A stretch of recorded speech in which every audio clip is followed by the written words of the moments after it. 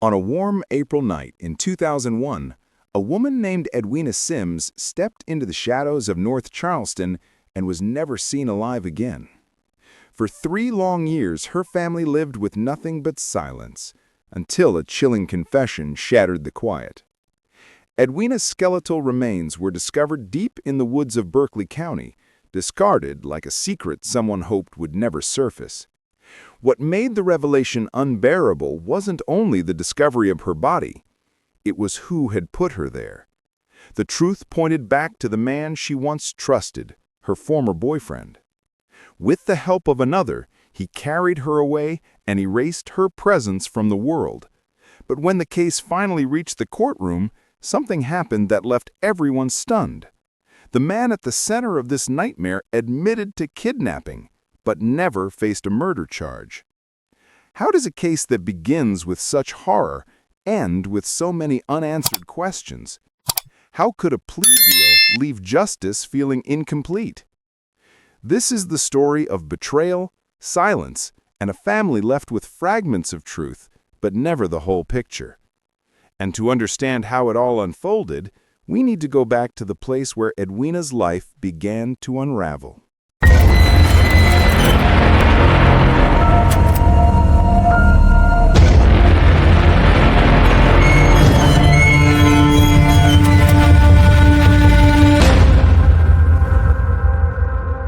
Edwina Sims, 34 years old, reported missing on April 21, 2001 from North Charleston, South Carolina.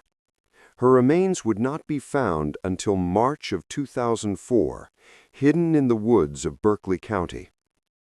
2 names are forever tied to her story: Ronald Coulter, the former boyfriend who later admitted to kidnapping and was sentenced to 30 years in prison, and Ivory Croker, who helped cover up what happened and in the end led investigators to her final resting place.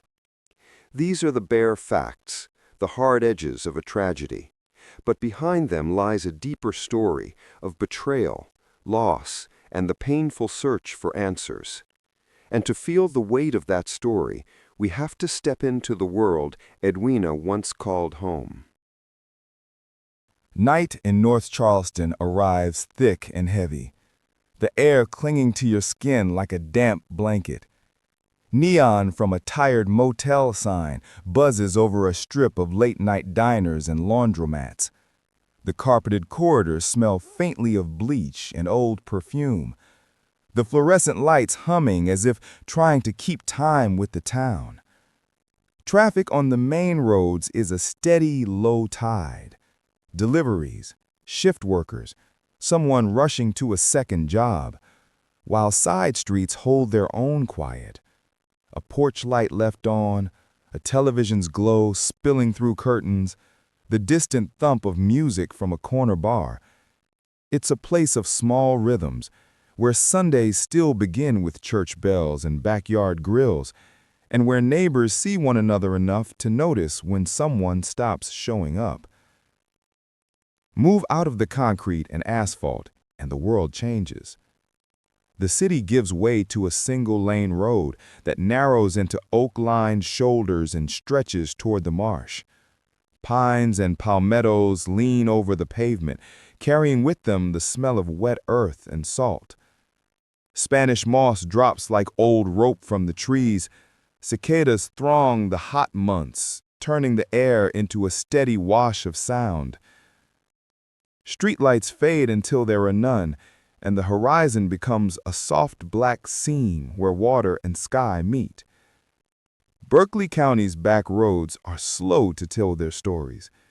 Ditches run full with rainwater, cattails tremble at the edge of creeks, and the ground can hold a smell of iron and mud that hangs in the nostrils long after you leave. In daylight, the woods look benign enough, mottled sunlight, a rabbit flash, but at dusk, the shadow lines thicken, the underbrush swallows sound, and the quiet feels deliberate, as if the landscape itself is keeping its own counsel. People who live near these stretches learn the language of the land, which turns flood in a storm, which lane leads to a dead end, who comes and goes after midnight. There's nothing theatrical about these places. They are ordinary. Houses with peeling paint, a service station that never changed its neon, a church whose potluck tables have held every worry and joy. That ordinariness is what guards secrets. It lets things happen without the glare of attention. This is the ground where the next part of the story took shape. Edwina Sims was more than a name and a headline. She was a 34-year-old black woman who lived her life in North Charleston, moving through the same neighborhoods and streets that so many others called home. The record tells us her age, the city she lived in, the place she disappeared from. But beyond those bare facts, the public record grows thin, as if her life was reduced to the single act of going missing. And that is where the injustice deepens, because every person is more than the day they vanish. Edwina had people who knew her, routines she carried out, laughter that belonged only to her. Somewhere, there are photographs tucked into an album, memories of birthdays or quiet evenings, a seat left empty at a dinner table. Those who loved her were forced to speak of her in the past tense, not because she was gone from their hearts, but because her presence was stolen from their lives. When a case is covered in the news, it often leaves us with headlines stripped of humanity. Missing, found, suspect charged. But what about the person at the center of it? What did she dream about? Who did she call when she needed comfort? What was the sound of her voice in a room? These are questions that linger, the kind that remind us that behind every court file and police report is someone who mattered, someone who should still be here. Edwina's story is more than the crime that took her life. It is also the silence that follows when details are scarce, when memories are held privately by family members who grieve in their own way. We may never know all the small things that made her who she was, but we do know this: she deserved to be seen, remembered, and valued beyond the shadow of her final days. And in that absence of detail, we are left with an ache, a reminder that justice is not only about solving a crime, but about preserving the dignity of the person whose life was cut short. April 21st, 2001, a night that should have faded into memory like any other. Instead, it became the last night Edwina Sims was seen alive.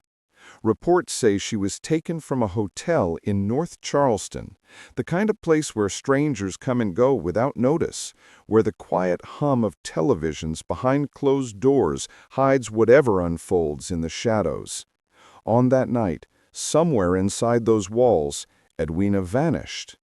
What's striking is the silence she left behind.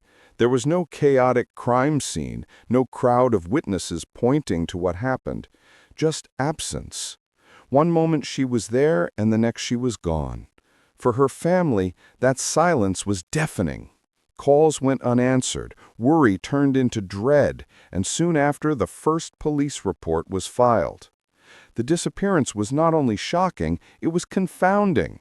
Hotels are transient spaces, yet they're also filled with people. Front desks, parking lots, staff moving up and down hallways. How could someone be taken from such a place without leaving behind a clear trace?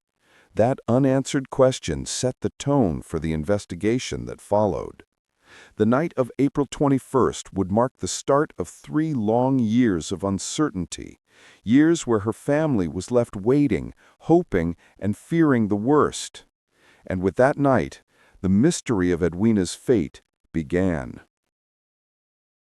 When investigators began piecing together the night Edwina vanished, they were faced with an unsettling contradiction: a disappearance in plain sight, yet almost no physical evidence left behind.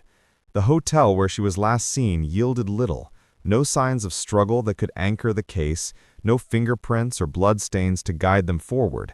It was as if the space had been carefully swept clean, leaving only questions in its wake. But soon, whispers from the community carried a darker story. Witnesses later reported seeing 2 men, Ronald Coulter and Ivory Croker, handling something that chilled the air, a large bag, heavy, awkward, forced into the trunk of a car under the cover of night. To those who saw it, the implication was unmistakable, though at the time no one could fully grasp the weight of what they were watching. For detectives, those accounts became the first fragile threads in a case that had almost nothing else to hold on to. Yet even with this information, the challenge was enormous. Eyewitness testimony can hint at truth, but without hard evidence, it is like chasing shadows. And in this case, the shadows ran deep. The leads that followed were thin, scattered, often fading before they could be pursued. The scene had offered almost nothing concrete, and the accounts of a body in a trunk, though haunting, were not enough to tie together a case that demanded proof beyond suspicion. From the start, the investigation was defined by frustration. It was a crime that seemed to vanish along with its victim, a puzzle missing half its pieces. And with every dead end, the silence around Edwina's disappearance grew louder. Still, even in the absence of physical evidence, names had begun to surface, names that would not go away no matter how much time passed. When the case moved from rumor to paperwork, it changed shape. In 2002, an accusation arrived that forced the investigation out of the shadows, a formal charge of abduction against Ivory Croker. That single piece of ink, filed in a county courthouse, told the public what detectives had suspected in private. This would be more than a missing person file. It was now a criminal case that needed proof. Detectives who had chased whispers and fragments suddenly had to build something that could stand up in court. They returned to the room where the trail had begun, replayed interviews, and spent long hours on the phones tracking down anyone who might remember a face, a car, a detail that seemed meaningless at the time but might become crucial. Hotel staff were re-interviewed. Neighbors were asked to think again about footsteps they'd written off. Friends and acquaintances were pulled into small, fluorescent-lit rooms to recount what they knew or what they thought they knew. Every answer was measured against the problem prosecutors faced. Without solid physical evidence, the case would hinge on testimony and timing. Filing charges against one man did not mean the case was solved. It meant the work got harder and more urgent. Prosecutors weighed what they could prove beyond a reasonable doubt. Detectives spent nights poring over notebooks, following up on tips that led nowhere, trying to separate rumor from memory. Each dead end left people raw. Family members who clung to the hope that an arrest would finally mean answers. Community members who watched court calendars for any sign of movement. Officers who felt the weight of a living person's fate pressing down on their shoulders. Court dates were set and then reshuffled. Hearings passed in dull rooms with hard chairs and thin coffee, where relatives waited for a judge to bend time toward resolution. Months stretched. The file grew thick and unwieldy. The pressure to get it right sat across the table from the pressure to act fast. Every decision, what to charge, when to subpoena, whether to seek cooperation, carried consequences for the family and for the integrity of the case. And so the rhythm became slow and relentless. Questions, interviews, legal maneuvers, more questions. It was the grind of an investigation that could not yet reach its end, the sort of work that frays patience and demands persistence. By the time the calendar turned toward 2004, the investigation had become a long public waiting room, one where answers were wanted more than anyone could easily produce. 3 years after Edwina Sims vanished, the silence finally cracked. It came not through chance discovery, but through a deal struck in a prosecutor's office. Ivory Croker, a man already entangled in the case, agreed to cooperate. In his own words, he admitted what investigators had long suspected. He helped Ronald Coulter get rid of Edwina's body. And with that confession came the one thing her family had prayed for and feared in equal measure: the truth of where she was. In March of 2004, detectives followed Croker into the quiet expanse of Berkeley County. The terrain was heavy and damp, thick with woods and undergrowth, the kind of place where sound seems to die in the air. Croker led them to a spot he knew too well, and there, hidden in the brush, the long wait ended. Scattered remains, skeletal now after years in the elements, told the story no one wanted confirmed. For investigators hardened by years of searching, the moment was still haunting. The sight of bones emerging from the soil, a life reduced to fragments, was more than just evidence. It was the physical end of a woman who had been missing far too long. They gathered what they could with quiet precision, bagging and marking each piece. Later, in a sterile room far removed from the swampy stillness, pathologists compared dental records. The verdict was absolute. The remains belonged to Edwina Sims. It was the confirmation her family had dreaded, the moment when hope turned into grief carved in stone. But it was also the moment that gave investigators the leverage they needed to push the case further, because now the mystery of her disappearance had a body to anchor it. From that day in the woods, the case shifted. No longer a disappearance, but a crime with a victim laid bare. In February of 2004, the long legal fight came to a close inside a South Carolina courtroom. Ronald Coulter, the man at the center of Edwina Sims' disappearance, stood before a judge and admitted guilt, not to murder, but to kidnapping. In exchange for that plea, prosecutors agreed to drop the most serious charge.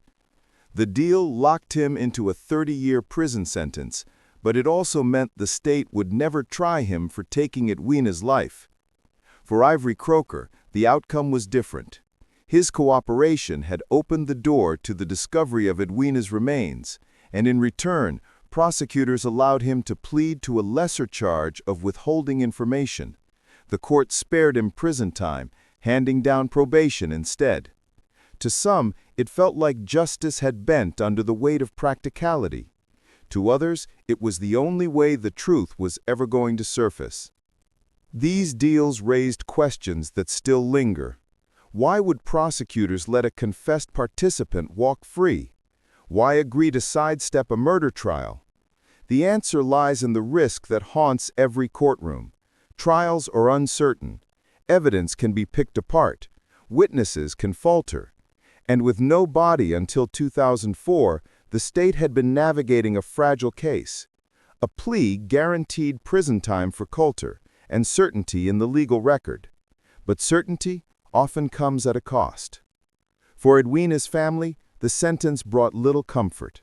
30 years felt like a thin measure against a stolen life, and probation for Croker was almost impossible to accept. In the community, the courtroom outcome stirred mixed emotions: relief that someone was finally being punished, but anger at the thought that the full truth had been traded away. Legal experts called it the kind of compromise the system sometimes demands, a bargain between the desire for justice and the need for closure. Yet, when the gavel fell, one thing was clear: the story of Edwina Sims would never again belong solely to the courts. It now lived in the uneasy balance between punishment and forgiveness, between what was proven and what was left unsaid. And with the sentences handed down, the case shifted once more, leaving behind the courtroom and moving into the shadow it cast over everyone who had lived through it. The truth uncovered in the courtroom still left gaping holes that no sentence could fill. Even after remains were recovered and conviction secured, the most haunting questions lingered. Why did this happen, and how exactly did Edwina die? Investigators tried to answer, but the evidence was far from complete. Years had passed between the night she disappeared and the day her body was found in the woods. Time, weather, and exposure had stripped away much of what could have revealed her final moments. Pathologists worked with what remained, but in the end, they could not give a clear cause of death. Some reports hinted at a blow to the head, a violent strike that might have ended her life, but those accounts were never cemented in court records. the official record carried more silence than certainty. The motive, too, was left clouded in dispute. There were whispers, bits of reporting that painted possible reasons, but without corroboration, they remained just that, whispers. Prosecutors never secured a murder conviction, and the plea agreements meant those deeper answers were never put to the test before a jury. For Edwina's loved ones, this absence of clarity was its own kind of torment. Knowing she was gone was one thing. Not knowing why or how, it carved a wound that never fully closed. What the case left behind was a stark reminder of the limits of forensic science when years pass before the truth is unearthed. Bones can tell a story, but they do not always speak loud enough to reveal motive or to recreate the violence that ended a life. And so, as the dust settled on the legal outcome, the unanswered questions loomed even larger, hanging over the family, the community, and anyone who searched for meaning in Edwina's final hours. Those questions became the shadow that followed the case into its legacy. The courtroom closed. The headlines faded. But for Edwina's family, life never returns to what it had been. A sentence on paper could not bring her back, and it could not fill the silence at birthdays, holidays, and the ordinary days in between. They were left with a grief that reshaped every corner of their lives. For them, closure was not a word that carried meaning, because closure implies an ending, and the ache of losing her was never ending. In the community, the outcome stirred mixed emotions. Some believed the plea deals were the only way to ensure someone was held accountable, to finally bring Edwina home, even in the form of bones recovered in the woods. Others felt the punishment was far too light for the enormity of the crime. In quiet conversations, people asked one another how justice could ever be called justice when so many questions still hung in the air. As the years passed, remembrance became its own form of justice. On anniversaries, her name would surface again, not in courtrooms or police files, but in whispered prayers, in flowers left at memorials, and in stories told among family who refused to let her fade into the past. The weight of not knowing the full truth never went away, but neither did the determination to keep her memory alive. For those closest to Edwina, every milestone they reached without her only deepened the reminder of what was stolen. And while the system may have delivered its version of resolution, the people who loved her most were left with something far different, a lifelong search for peace that never fully arrived. And it is in that quiet, unresolved aftermath that this story truly lingers.